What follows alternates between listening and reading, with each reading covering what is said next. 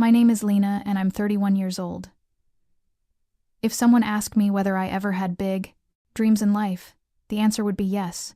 I used to want to be a fashion designer, someone who could craft beauty and make the entire room fall silent to admire every detail.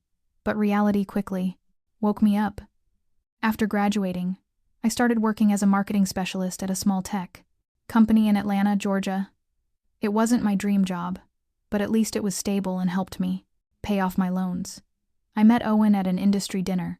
He was a close friend of hers and we were paired up for a celebrity guessing game. He had an easy laugh, a charming way of speaking, and, most importantly, he understood the dream I had set aside. Turns out Owen had also once pursued the arts. He had been part of a dance crew throughout college but eventually chose a business path to meet his family's expectations.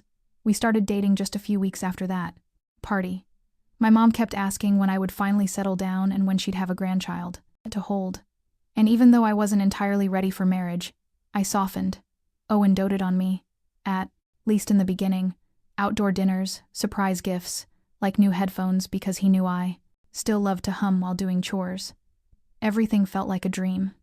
A year later we got married, and I decided to quit my job at the bank to focus fully on our family. Owen worked for a large investment fund, had a decent income, and told me I deserved time to rest after all those busy years. But it wasn't long after the wedding that I began to understand more about his family. Owen had a younger half-sister, named Tessa, 3 years younger than us.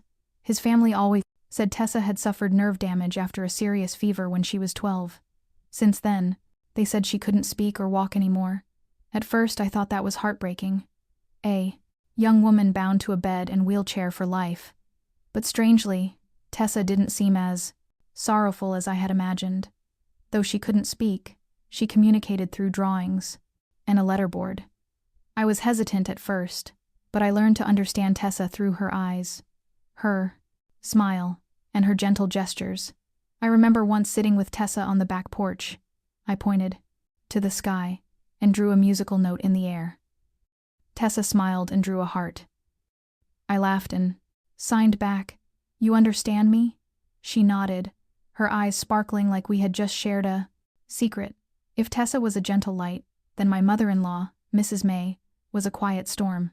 She always looked at me with a calculating gaze, as if I were a product still with